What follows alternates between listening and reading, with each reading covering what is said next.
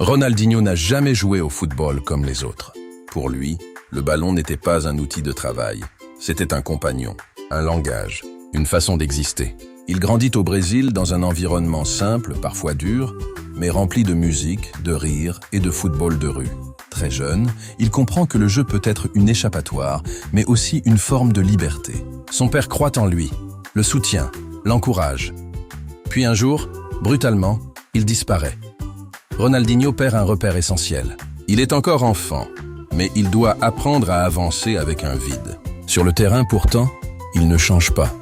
Il sourit toujours, il dribble toujours, il ose toujours. Là où beaucoup se crispent sous la pression, lui se détend. Là où d'autres calculent, lui improvise. Très tôt, on remarque son talent. Mais on ne sait pas quoi en faire. Il est trop libre, trop joueur, pas assez sérieux, disent certains. Ronaldinho refuse de se transformer pour rassurer. Il ne veut pas jouer avec la peur de mal faire, il joue avec la joie de tenter. Quand il arrive en Europe, le choc culturel est immense. Le football devient plus strict, plus cadré, plus froid. Mais Ronaldinho ne s'adapte pas en se fermant. Il s'adapte en restant lui-même. À chaque contrôle, à chaque passe, à chaque dribble. Il rappelle que le football est aussi un spectacle, une émotion partagée. Au sommet, au FC Barcelone, il ne domine pas seulement par les statistiques. Il domine par l'aura. Les stades se lèvent avant même qu'il frappe le ballon. Les adversaires applaudissent. Les enfants rêvent. Il joue sans crainte du ridicule, sans crainte de perdre. Parce que s'il a compris quelque chose de rare, la peur tue le talent plus sûrement que l'échec. Mais cette liberté a un prix. Le football moderne exige constance, rigueur, contrôle. Et Ronaldinho reste humain. Quand la magie diminue, quand le corps fatigue, le monde devient moins patient. Son voyage le mène ensuite en Italie, au Milan AC. À Milan, le Ronaldinho de Barcelone a mûri.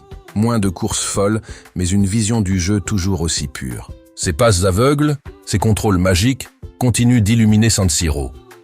Puis vient le temps du retour. Ronaldinho rentre au Brésil, bouclant la boucle de son incroyable voyage. Il porte les couleurs de Flamengo puis de l'Atlético Mineiro. Loin de la pression européenne, il retrouve une autre forme de ferveur, celle de sa terre natale. Avec l'Atlético Mineiro, il accomplit un exploit immense. Il remporte la Copa Libertadores, le trophée le plus convoité d'Amérique du Sud.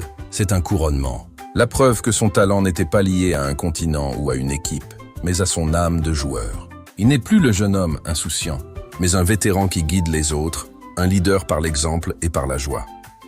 La légende, pourtant, est déjà écrite. Ronaldinho n'a pas seulement gagné des titres. Il a changé la manière dont des millions de personnes ressentent le football. Il a prouvé qu'on peut venir de loin, traverser la douleur et choisir malgré tout la joie. Son histoire ne parle pas de perfection, elle parle d'audace, de courage, de cette force rare qui consiste à rester libre dans un monde obsédé par le contrôle.